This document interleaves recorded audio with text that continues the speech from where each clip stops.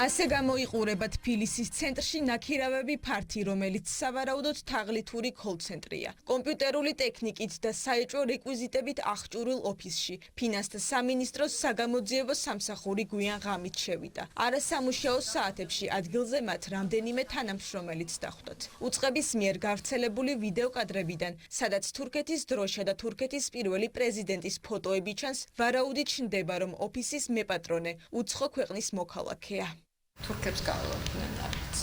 თურქებს ეს ლაპარაკობდნენ თურქულად ხანდახან ვიღაცეები. რომ გადმოვიდნენ, უბრალოდ ვიკითხე, რა საქმიანობას ეწევით და მითხრა კოლ-ცენტრი ვართო.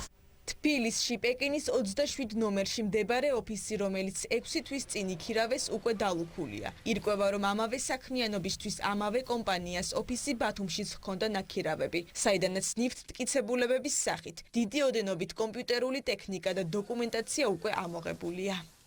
აღებულია კომპიუტერული ტექნიკა და მიმდინარეობს სამი შესწავლა და ველოდებით რომ დაიწყება გამოკითხვები, მიაჩნიათ რომ მათ ხედავაში არანაირი გამოსაცინაოდო უქმედება არ არის.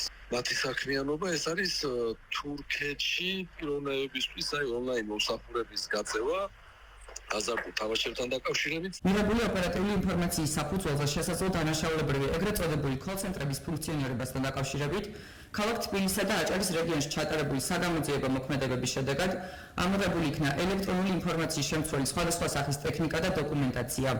თბილისსა და აჭარასთან ერთად თაღლითური კოლ-ცენტრის სავარაუდო ადგილსამყოფელს დუშეთის რაიონში მიაკულიეს შინაგან საქმეთა სამინისტროს თანამშრომლებმაც. უწყების ინფორმაციით, ერთ-ერთ სასტუმროში ჩატარებული სპეცოპერაციის შედეგად ათეულობით მობილური ტელეფონი და პერსონალური კომპიუტერი ამოიღეს. დაკავებულია საქართველოში უკანონოდ მყოფი უცხო ქვეყნის 14 მოქალაქე.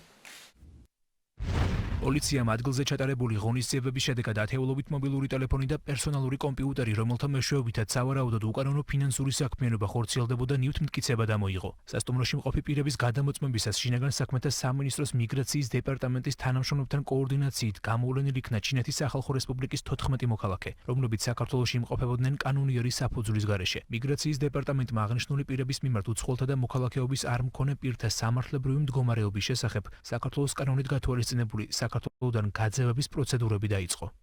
შინაგან საქმეთა სამინისტრო და ფინანსთა სამინისტროს საგამოძიებო სამსახური უკანონო სამეწარმეო საქმიანობიდან ამოღებულ მტკიცებულებებს დეტალურად სწავლობს. სავარაუდო კოლ-ცენტრების ხელმძღვანელების და მიმალვაში მყოფი პირების დასაკავებლად კი საგამოძიებო მოქმედებები ამ დრომდე გრძელდება.